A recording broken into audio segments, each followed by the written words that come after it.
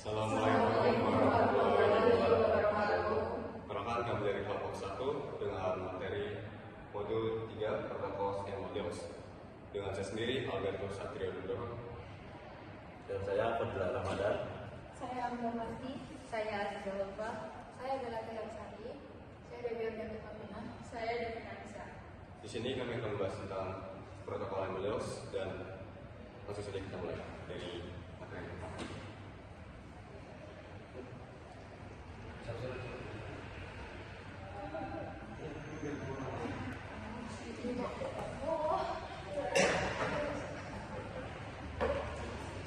Nanti kita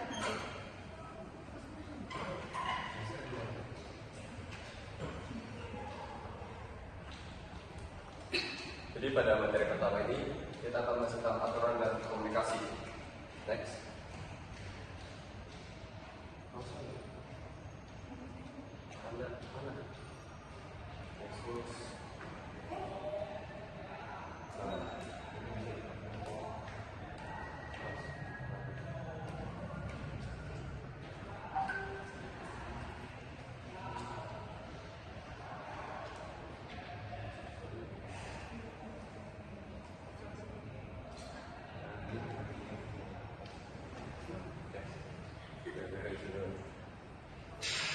Oke, baik, pada materi pertama di 3.1 kita akan bahas tentang aturan komunikasi.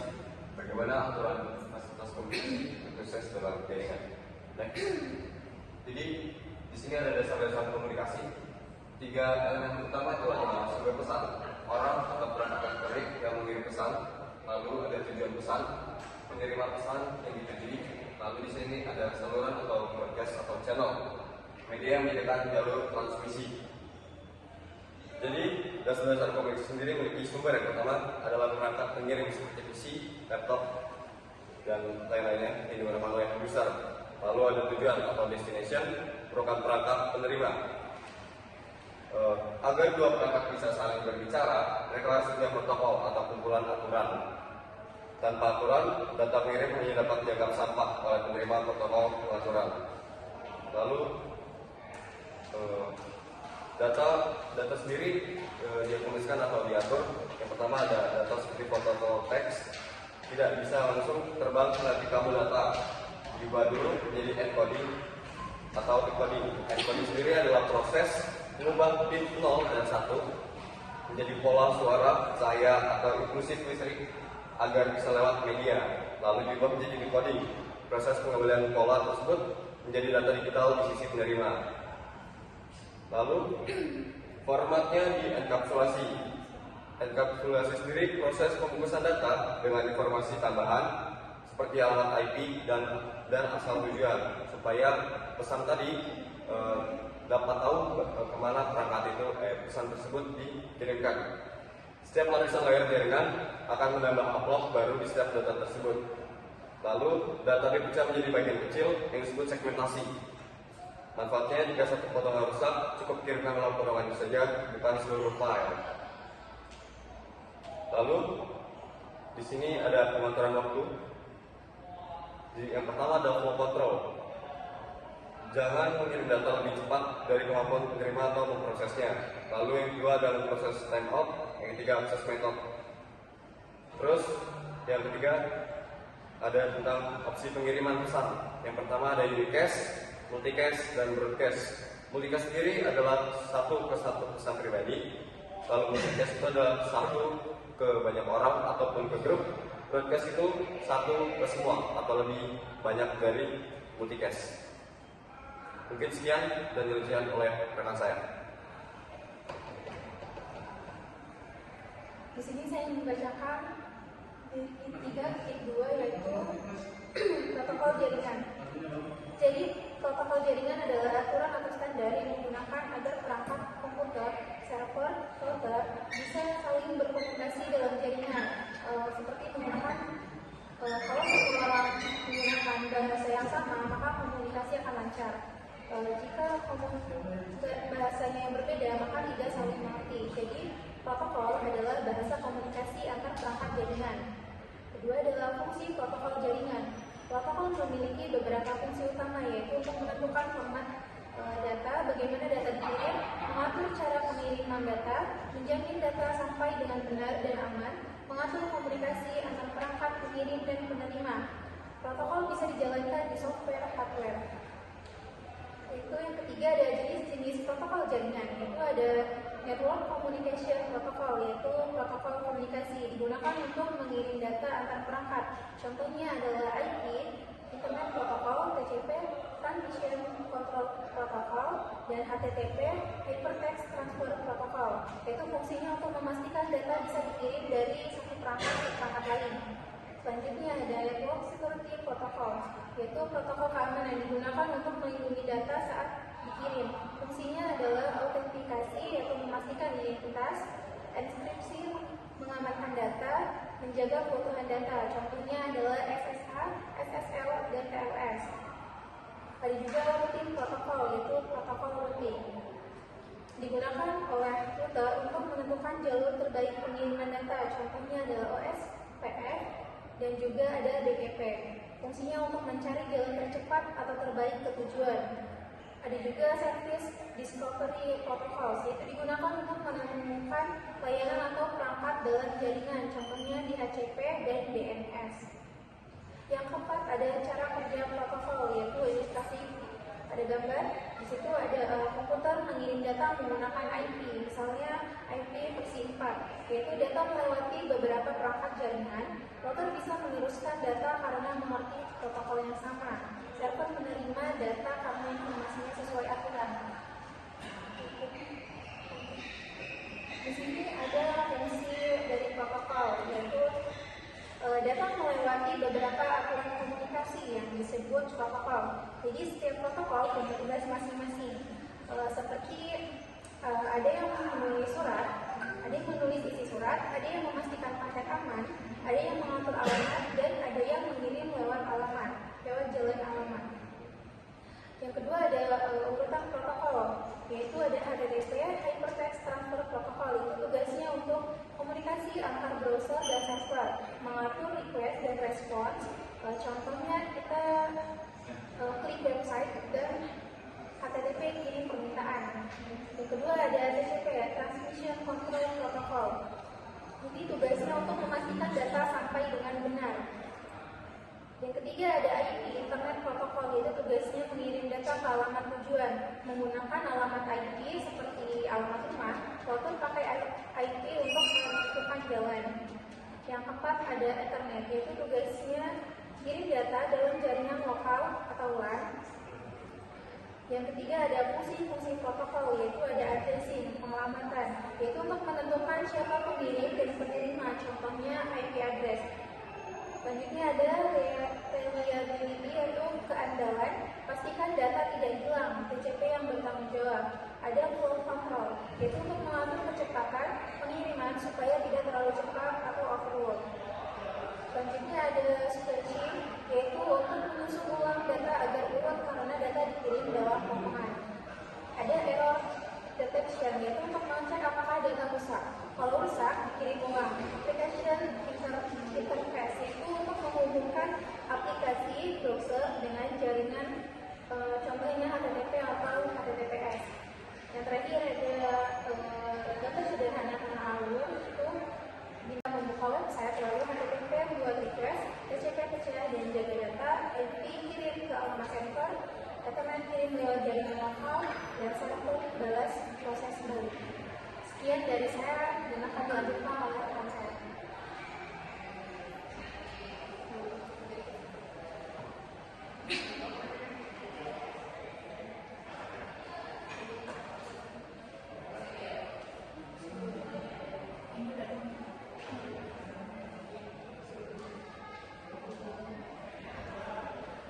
Di sini ada protokol SWIFT, yaitu sekumpulan protokol yang bekerja bersama dalam jaringan. Fungsinya mengatur cara data dikirim, diterima, dan diproses. Yaitu contohnya seperti ada TCP, IP yang dipakai di seluruh internet. Lalu mengapa menggunakan TCP atau IP? Yaitu karena fleksibel, bisa dipakai sebagai perangkat jadi standar internet dunia. Contohnya itu bisa proses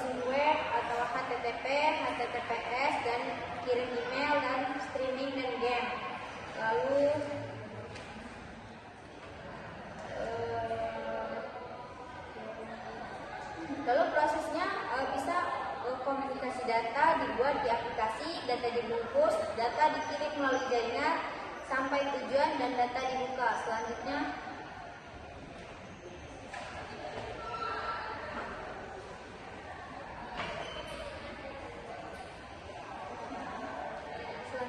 yaitu ada standar organisasi. Yang pertama ada open standard atau standar terbuka.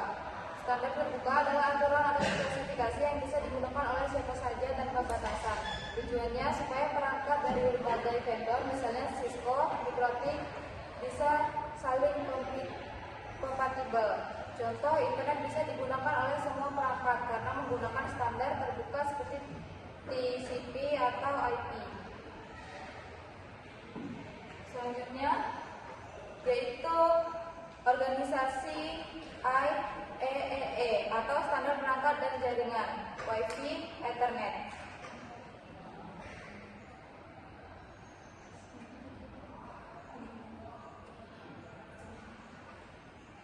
Lalu ada IETF atau standar internet TCP, IP, HTTP. Lalu ada IANA untuk mengelola alokasi alamat IP dan nama domain atau DNS. Selanjutnya ada ISO untuk mengembangkan model referensi OC. Selanjutnya akan dijelaskan oleh Hakim.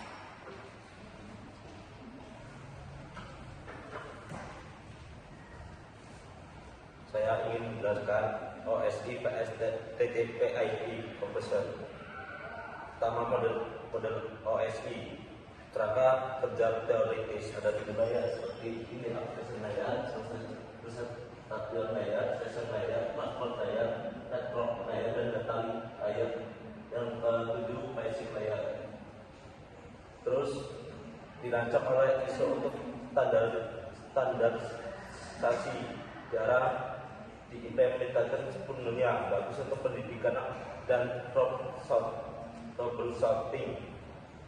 Model TCP/IP implementasi praktis ada 4 layer seperti aplikasi layer, network layer, host layer, internet layer, dan network asset layer. Berkembang dari penelitian ARPANET, standar internet dokumen RFC digunakan di jaringan dunia nyata. Kedua ini memakai PABIK, HTTP, SSL, NetBIOS, TCP, IP, dan MB45. Kenapa keduanya penting? Pertama, OSI kerangka troubleshooting yang kompresif, pemisah fungsi yang jelas. Yang ketiga, istilah vendor network netral vendor. Yang kedua, TCP/IP, standar backbone internet, protokol di dunia nyata, langsung mapping ke arsitektur internet. Selanjutnya, pendekatan hybrid di jaringan modern, perencanaan. Gunakan OSI untuk perencanaan konseptual, implementasi. Gunakan TCP/IP untuk device aktual, troubleshooting. Gunakan OSI untuk mengisolasi masalah per-layer. Terima kasih.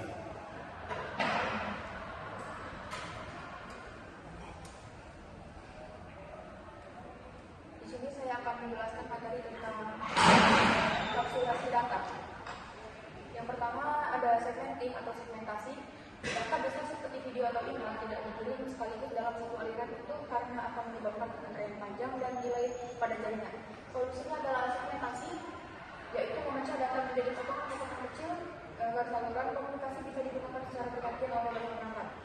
Yang kedua ada sequencing atau pengurukan, karena data dipecah menjadi banyak bagian karena ada risiko data tersebut sampai di tujuan tidak ditentukan. Oleh karena itu, setiap segmen diberi nomor urut sequence number.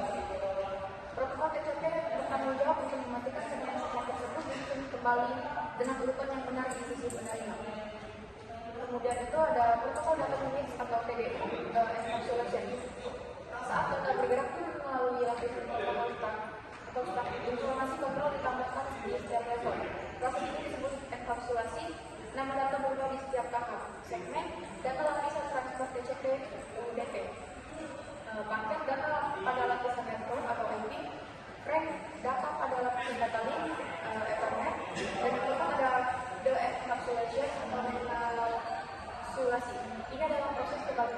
terjadi di perangkat penerima.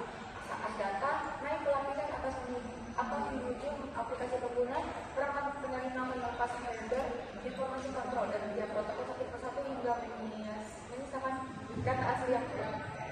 Intinya, data dipecah segmentasi, diberi nomor agar bisa disusun ulang, sekuensi, dibungkus informasi tambahan, enkapsulasi, dan dibuka kembali oleh penerima dan enkapsulasi. Sekian materi yang saya sampaikan, akan dilanjutkan lagi oleh Asep.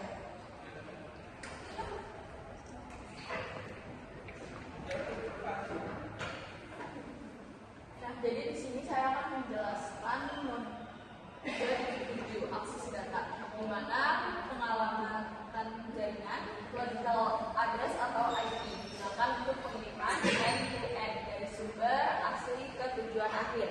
Di sini juga ada physical address atau MAC digunakan untuk pengiriman hop to hop atau link lokal dalam jaringan yang sama. Di sini juga ada gambarnya how to make address and IP address work. Nah, di sini juga ada dua jenis alamat utama, yaitu IP address yang diatur oleh IP digunakan untuk komunikasi dari sumber ke tujuan akhir. Selanjutnya ada kedua MAC address yang digunakan di jaringan lokal melalui Ethernet untuk komunikasi antar perangkat langsung. Perbedaannya, IP address itu tetap dari awal sampai akhir, sedangkan MAC address berubah setiap kali melewati perangkat seperti router. Jadi, IP untuk menentukan tujuan dan MAC itu untuk mengirim data di tiap langkah. Nah, MAC address